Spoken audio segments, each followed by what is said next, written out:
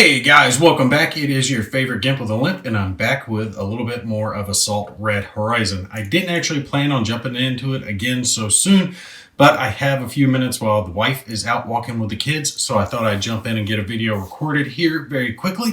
So we're going to play until they come back. Hopefully, it'll be a few minutes. Let's get started. Thankfully, the publisher of the game actually did email me and was talking to me a little bit about the game because I'm human. I'm going to make mistakes here or there. And he mentioned a couple of things that I had actually missed because I was going to go over some of the special conditions for the units in this video, but I had forgotten that they're actually on the back of the cards as well. And something key here, like our cavalry squad, this comes into play during setup because they're a mounted patrol. So this is where the cavalry aspect of it actually really comes into play. That's why they're sitting way up here now instead of way back over meow. Because they, before all other units are set up, at the start of the scenario, this unit can be placed up to 4 hexes outside of its own setup area. And you ignore that if it's like drawn, chosen reinforcement, stuff like that. After the unit's placed, the soldiers dismount from their horses, and this unit is treated as infantry unit for the rest of the game. So they're effectively just cool infantry now. So I've just got an extra infantry unit. But I went ahead and popped them up here. Now they're at the edge of this building. They've got good lines of fire, and they're already really close to the objective. That way, as the German units move up, these cavalry are going to be here to put some hurt on them. So that's something that is definitely going to come into play. And he also pointed out how my NKVD guys here, they have some special abilities with their commissar stuff, like friendly infantry units within 1 hex range of this unit ignore suppression. So it'd actually be kind of good if I had the infantry up next to each other, or, machine gun, snipers, stuff like that. These guys, they don't like to fall back. They'll take damage instead. They'll basically stand there and fight to the death. Cool stuff. Basically what you would expect of Soviet troops in World War II. Most of the units do have some special stuff, like our T-35 here. It's error prone, which is going to mess with it when it tries to move. It is multi-turreted, which is one of the things that I like about it. So it doesn't incur a penalty when doing 360-degree arc of fire. Real cool stuff. Does get a penalty in close combat, though, because of how tall it is. So just one of those things to make sure we keep track of during the game is all the special applications for the different units. Make sure I'm flipping the cards over and checking those. Now, spotting is going to come into play in this game, similar to kind of how Lock and Load Tactical handles it. It is a little bit different. We do have a chart that talks about that right here, and we'll get into it, but it's fairly similar to what you would expect. There's roles to determine whether or not they're going to be spotted, depending on certain circumstances and certain types of terrain. There or markers are automatically going to cause a unit to be spotted. So like if they're standing out there in the clear on a road, they're automatically going to be spotted. If they're firing, they're going to be spotted, stuff like that. All right. So for our turn sequence, we have these different phases: initiative phase, planning phase. Now this is optional. All right. So this is going to come into it if you got the command cards, command points, and that stuff going on. If you don't, then you ignore that. Support phase, which is what I was talking about before. It's kind of what I think of as the artillery phase. Action phase, which is where we do everything. Organization phase, which is basically clean up, and then victory check, see if it's the end of the round. Initiative phase, we just determine who the starting player is going to be. For ease here, since I'm doing kind of my own thing, let me find my die. Got a die for each. Red's going to be Soviet. Blue will be German. Whoever gets higher goes first. Soviets will be going first. Perfect. That's going to work. Since I am using the command point optional rule, generally I don't use too many optional rules when it comes to these games because I like to just show the base game. But this is such I think, an integral part. It's just so neat that it would be a shame to leave it out. So I'm definitely including the command points because I love how that brings an extra layer of tactical options to the game. So these are my command points. I have to allocate them to my cards here to determine what troops I can activate this turn. Now, if we're playing a heads-up game, both players are going to secretly do this at the same time. So I'm not supposed to look at what he's doing. He's not supposed to look at what I'm doing, blah, blah, blah, that type of thing. For our purposes, it's not going to matter because I'm making the choices for both sides. But like I was saying in the previous videos, if you have more than one of a certain type, like I've got 4 of these guys, then if I want to activate all 4 of them, I need to put 4 of these counters onto that card. But you don't have enough cards or enough points to allocate for all the units, right? That's the key thing. So you're going to have to make choices on who you're going to activate. Like my thing is I'm looking at these cavalry guys. I would like them to be able to maybe reaction fire later in the turn. But if I don't get them a point, they're not going to be able to do that. So think of reaction fire as something that works very similar to how we've seen it in some other games.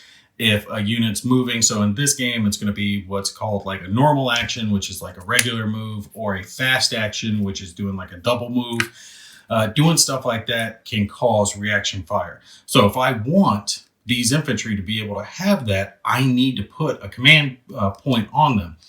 But I'm not sure that the Germans are going to be able to get close enough to them because the range is 8 hexes, which is pretty far, but that's a far range. It's not the best of attack dice on it, but I should be able to get something on it. I don't know. Let's just see. We know we want to move our snipers up because they're not in the best position yet, and I think I might do like a fast move with them to try to get them into a better position. We'll see. The machine gun also needs to move up, so we're going to place one there. I want both of my tanks to get stuck in, so that's those points. That leaves me 3 points to put out between these squads. I think I'm going to have to sacrifice the reaction fire potential. Excuse me, I'm a little choked up today. Sacrifice the reaction fire for the cavalry guys, because they're just infantry now anyway. Leave them there. They're in a good position. They've got good cover, so they'll be all right. They can weather some storm just in case the Germans get a little bit too close, and use the 3 remaining to move at least 3 of the 4 guys I have to get them stuck in, because it's going to take a little bit of time to get these guys moved up. See, this is what I like. I like the choices I'm having to make because I'm having to make some sacrifices. I'm giving up that reaction fire so I can get my infantry that are in the back closer into the fight. But next time, I'm probably going to have to put one of those tokens there. Germans, obviously, we have to do the same type stuff and same decisions. These guys, the tank hunters, are actually really, really friggin' good. They have that camouflage ability, but they've only got 1 point. These guys, they'll go down. Unless it is automatically spotted, the attacker must make two successful spotting rolls to spot this unit. So automatically spotted is, clearings, roads, stuff like that. So if I keep them out of that, keep them covered, they're going to be hard to see. And tank busters, this unit may reroll one of their attack die versus vehicle and close combat. Attacker's choice rerolled result must stick. So they get free rerolls. Rerolls are always awesome. Definitely want to get these guys stuck in. No, I was looking at it wrong. They've got 2 of those, but basically it's what we're used to. 1 hit flips the counter, 2nd hit will kill them. So these guys aren't that great at taking damage. Where are they at? Where did I place them? I placed them here in these trees. I need to move them up into cover, maybe towards these buildings over here. So yeah, we're definitely going to have to put a point towards them. Probably a point towards all the special units like I did with the others. I know I'm going to pop some smoke with my mortars here just to try to give some cover, and that way you guys can see them. I want to move up the machine guns, and remember our Germans actually have 1 extra command point than the Soviets do, but they have more units on the board, so they're activating more, but they're activating less in a way too. We want to move up the tanks. We'll start with a Panzer 38, right? That way, it's the weaker tank because those Panzer IVs are pretty tough. We'll activate at least one of our Panzer IVs. And I know I've got, I think it's 5 of just the regular rifles. 1, 2, 3, 4, 5. Yeah, so we'll put our remaining 3 points towards these rifles so I can get at least most of that squad moving up, and then the next turn we'll move a couple more. Oh, I love this. I love this back and forth having to make these decisions. It's really good. Okay, so you would think normally that we're going to switch back to the Soviets because they're the first ones to activate. But our next thing in the turn sequence is the support phase. Activation of support units and artillery have free facing chains, blah, blah, blah. So basically, we're activating any units that have an S. We have the option. Okay, this isn't a requirement. We can activate those units during the action phase if we want to do, whatever we want to do with them. But you do have the option to activate them here.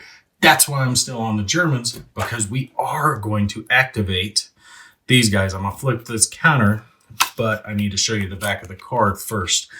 What we are doing is we are laying smoke. I want these guys to pop some smoke out there in the center to kind of give cover to some of the troops as they're moving up. So it can fire into a target hex and up to 2 nominated adjacent hexes, right? And when you're doing this, you're going to use these dice for firing smoke. He actually gets a buttload of these dice, but it works in an odd manner. Let me point out the hex and we'll show you how that's going to work. But for activating the unit, I simply take the counter, the command point, and I flip it over to signify that I have activated him. Remember, you do require that little S for support to activate during this section of the game. All right, so we have plenty of dice. And remember, for him, he's getting 4 blues and 4 greens. Now, smoke is handled in an interesting way in this game. You're going to nominate the hex that you're firing at. You roll a number of dice, whatever it says. For any hits or critical hits you get, it puts a smoke marker in that hex up to a maximum of 4. Then any misses that you rolled are rolled then for the adjacent hex, same principle, and then any remaining dice are rolled for that. So it's a really interesting way to do it, that the roll kind of changes up how much smoke that can appear in those hexes. So you're not necessarily wanting to hit all of them that first hex if you want it spread out. Now, let's see. Our mortars are here. They're having to fire in between these 2 buildings, so it needs to be somewhere they got a line of sight. So I'm kind of thinking maybe like these 3 hexes here, something like that, because I don't think I can. Nope, that'll be out of line of sight. This won't. This they can see. That'll be out of line of sight, so I'll have to put them like this. So we'll call this our target hex, and I'm just placing these dice as just marker reminders for now. Target, first adjacent, second adjacent. Okay, so for our first roll, we roll everything. And we're going to pull aside our hits and our critical hits. Hits look like that little round target symbol, and critical hits look like that skull symbol. So this would be a double. All right, so let's roll everything. Oh, damn, he hit big. Hit real big.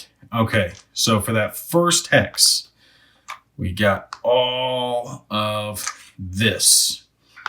So that's easily going to count as 4. Don't have to worry about that. But these were all considered misses. All right, blanks and suppression don't matter. So that is what's going to be applied in this first hex. Second hex, same principle. We just roll the remaining die. So hopefully we can get some more of these doubles. No, all whiff. That's not good. That is not good at all. All right. And third one. Oh, whiff. Oh, horrible. The dice started off so good, and then the dice gods let me down horribly. So no Schmirk was rolled for the end, but we did get effectively, 7 hits in the first one. So we're going to put 4 smoke markers there. These are our smoke markers. I'll space them out so I can see them. So there's effectively 4 smoke markers in that hex. That isn't as good as I was hoping. I was wanting to at least cover up this area, because between this building and a couple of smoke and these buildings, it would kind of block off any line of sight going back in that direction. But that's all right. At least that was a little piece of the puzzle. And we'll mark our mortars as fired, because they have fired their smoke further out. Now, just so you know, if there were units in that hex when they were firing the smoke, friendly or opponents, it wouldn't matter. They don't take hits or suppression or anything when it's coming to laying smoke. They don't get hurt from that. All right, and we're going slow. Like I said, I know we're going slow with it, but I want to take it slow and let you guys really see the game as best as I can. Now, let's see. It is up to the Soviets. We're really starting into the action phase now. I'm thinking about moving up this machine gun, this Maxim. The Maxim has low silhouette, which is good, but only 2 movement points. You can tell up in the upper left for them, be upper right if it was German. When defending, a -1 modifier to spotting rolls for the attacker. So good stuff for them. But they've only got 2 movement points. So we're going to activate these guys to start with. And I'm thinking about moving them up into this building here, right? Along there. But unfortunately, that building, it is a wooden building right here. And movement cost is 2 for infantry. It's 2 for infantry and artillery, blocked for wheeled vehicles, and 3 when it comes to tracked. So I guess tracked just crush it. But it does give good defensive terrain bonuses, which is nice for the different vehicles that are, or units that are occupying it. But I don't want them in that first hex. I want them in farther hex. So what I'm actually going to do with this machine gun instead, because I want them in that hex, but their movement point is just 2. So if I move them there and there, that's going to be 4 movement points. That's way more than they can. But I can do a fast action with them. Fast action means they can move 1 movement point farther than their normal allowed. All right, but fast action does come into play when it comes to spotting. I think it means the unit is automatically spotted, one of those conditions. So keep that in mind. But since we are kind of far back, we haven't met each other just yet, I can kind of get them in position. But by adding that 1 hex, I can spend 1 movement point to go here and then 2 movement points to go there, mark them with a fast action marker. All right, so we're going to keep up with the same principle we had going. The Germans are going to activate their heavy machine gun. Their heavy machine gun has 2 movement points. We want 1 extra, so I'm going to do a fast action with them as well and go 1, 2, 3. Pop them right up over to here, mark them with a fast action as well. And the reason I'm doing that is because this is blocking terrain. This is heavy force, can't be seen through.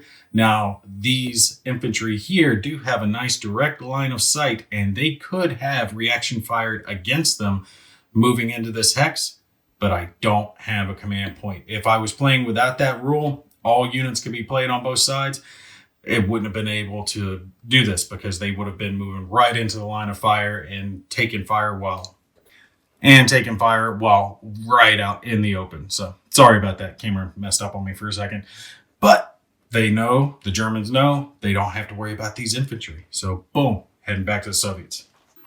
All right, we'll do a couple more moves back and forth, and then I'll complete it off camera and let you guys see how we pan this out. Let's do some vehicle movement so you guys can see how that works.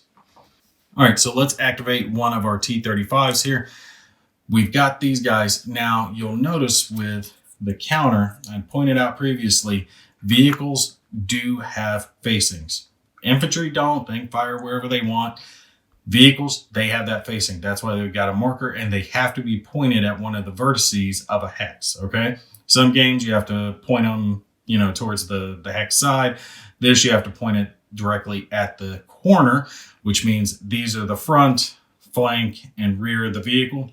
The vehicle has to move into one of these 2 front ones, and it can change up to one of its vertices, so it can move here and do like that and move that for free. It wouldn't cost an extra for that change in vertice pointing. Now, if it's on a road, it can change its angle, its direction freely. Okay, so keep that in mind. You can use that road to turn a vehicle wherever you want them to. Otherwise, it is going to cost you movement points if you move past 1 change in direction. Let's see where we want to go with this guy. We've got 3 movement points, but that's right, I do have to roll for them. And they have the potential to lose movement points. Let's see, on a 2, lose 1. On a 1, lose 2. Okay, let's just roll a die real quick. 3. Okay, so they got 3 movement points. They're not getting messed with. this round. Got to make sure I remember that because that could be something easy to forget. And I think all this will be one. Let's see, 1, 2, 3. Yeah, let's just move him straight up the road and take command. 1, 2, 3. Now, if I do a fast action, he actually gets a defensive bonus. So I might increase that by 1 and do a fast action. Now, that's for vehicles. Infantry don't get that defensive bonus, but vehicles do get a defensive bonus when moving faster.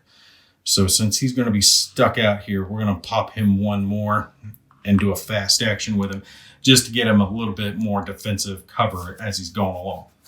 All right, next we'll pop these guys. Little Panzer 38T here. And he's got 4 movement points, nothing special about him. And we just want to get him closer right now. So pop him down 1, 2, 3. And I might stop him there behind the smoke because he's got cover. Now, the smoke can be shot through in this game, but that will give him cover. There's some like woods there, buildings around him. Yeah, we're going to just leave him there instead of moving him too much farther. Well, screw it. Let's get stuck in. It's just a game. Doesn't matter. We'll get him stuck in. And pop a normal movement on him.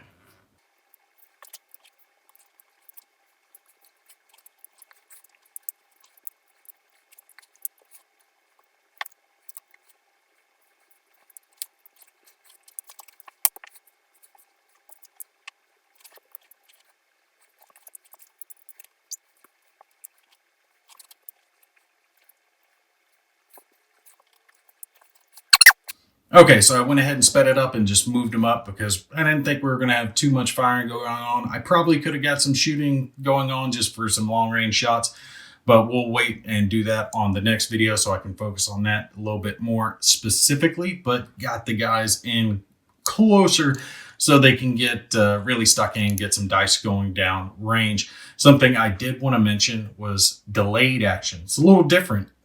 It's a little different than some other stuff we've seen before. So let's say you have a unit, like an infantry unit, that's wanting to move into a hex, but the hex costs more than it has movement points. That's going to be considered a harsh movement, like moving into harsh terrain. So they can do that, but they have to start adjacent to it. And if they move into it, let's say this cavalry had moved into harsh terrain, they would get marked with that delayed action. And then at the end of the round during the organization phase, you would flip this over to a normal action. So in essence, it takes 2 actions, 2 turns to move that unit into that terrain because it's kind of signifying the fact that they're slowly moving over in that direction. So you're going to have to spend 2 turns getting into that terrain.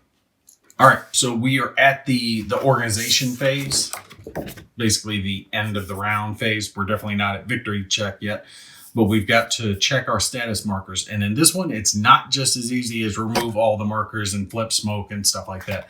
Smoke is pretty easy. You move 1 per hex. Boom, just like that. So this smoke's going to stick around just a little bit longer. Now, all the white background counters, those go off immediately. So like this, boom, we're just going to take these all off of our guys. But any of the ones that are yellow, they don't come off. They get flipped. So these fast actions we did, while they were beneficial now, they've got a penalty later. So we actually lose an attack die on the next turn. And you'll notice that this is white background. So it's going to come off on the next turn.